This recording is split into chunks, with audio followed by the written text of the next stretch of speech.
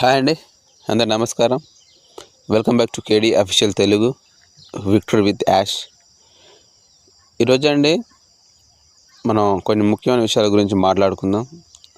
అలాగే ప్రజెంట్ ఏం జరుగుతుందన్న విషయాల గురించి కూడా మాట్లాడుకునే ప్రయత్నం చేద్దాం.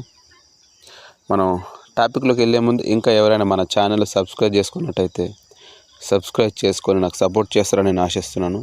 అలాగే లైక్ కూడా చేయండి. మీరు లైక్ చేయడం వల్ల మన వీడియో ఇంకా 10-15 మందికి షేర్ అవ్వడం జరుగుతుంది, కాబట్టి లైక్ చేయండి. ఓకే, ఇక టాపిక్లోకి వెళ్తానండి. ప్రజెంట్ జరుగుతున్న సిచ్యువేషన్ ఏంటి అంటే, ప్రజెంట్ ఎవరు టెన్షన్ పడాల్సిన అవసరం లేదు. ఎందుకంటే చాలా స్పీడప్ అవుతుంది మన సిస్టమ్.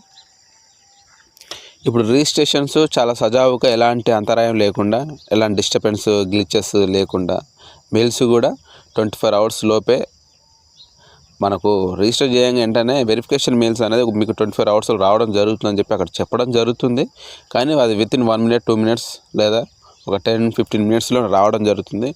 ఈజీగా వెరిఫికేషన్ అయిపోవడం కూడా జరుగుతుంది. దాని తర్వాత లాగిన్ కూడా నీట్గా సాగడం జరుగుతుంది. ఇన్విటేషన్ లింక్స్ కానీ రిజిస్ట్రేషన్స్ అయితే చాలా స్పీడప్ అయినాయండి. నిన్న చాలామంది చేయించడం జరిగింది. కేవైసీలు కూడా చాలా స్పీడ్గా జరగడం జరుగుతుంది.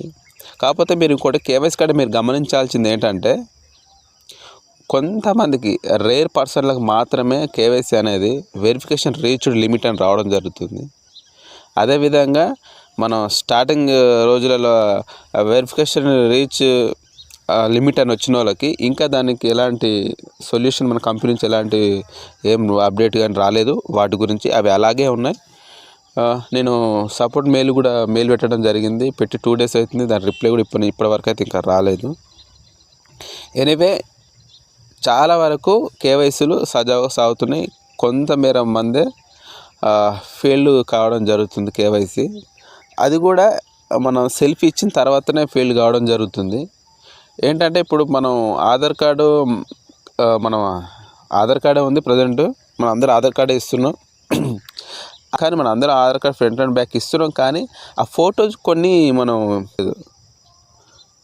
మన ఫొటోస్ క్రాప్ చేసిన తర్వాత నీట్గా ఉండడం లేదు. కొంచెం అది అప్పటికి అడుగుతూనే ఉంది.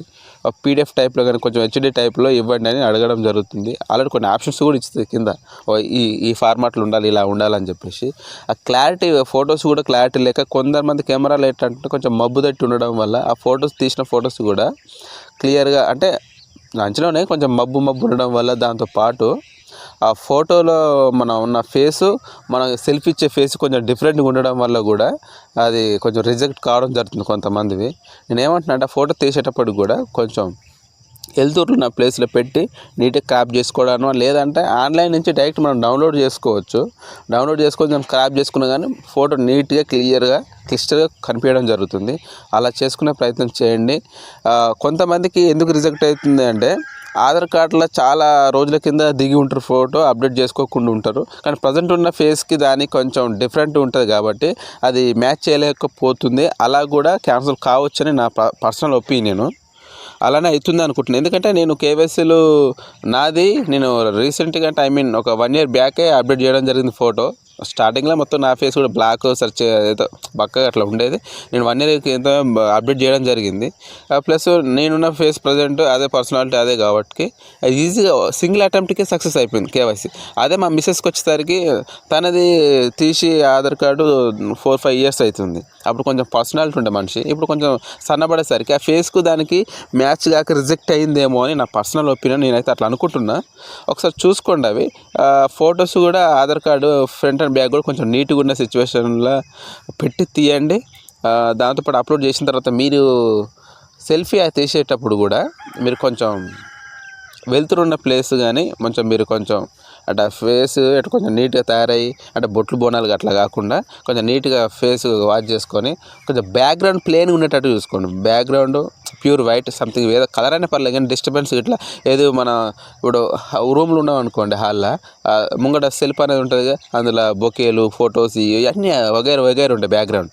అట్లా కూడా డిస్టర్బెన్స్ కావడం జరుగుతుంది. ఒక ప్లేన్ ప్లేస్ చూసుకోండి, లేదా వైట్ గోడ కాడ వాల్ కాడ నిలబడాన, లేకపోతే కలర్ఫుల్ ఉంటే సింగిల్ కలర్ ఉన్న కాడ దిగి కొంచెం ఫేస్ మనకు చూపెట్టే రౌండ్లో మన ఫేస్ ఇమిడేటట్టు నిలబడండి. కొంచెం హెచ్చు తగ్గులు అటు ఇటు జరిగినా కానీ అది తీసుకోవడం లేదు. ఇవన్నీ ఇలా ఒకసారి ప్రయత్నించి చూడండి.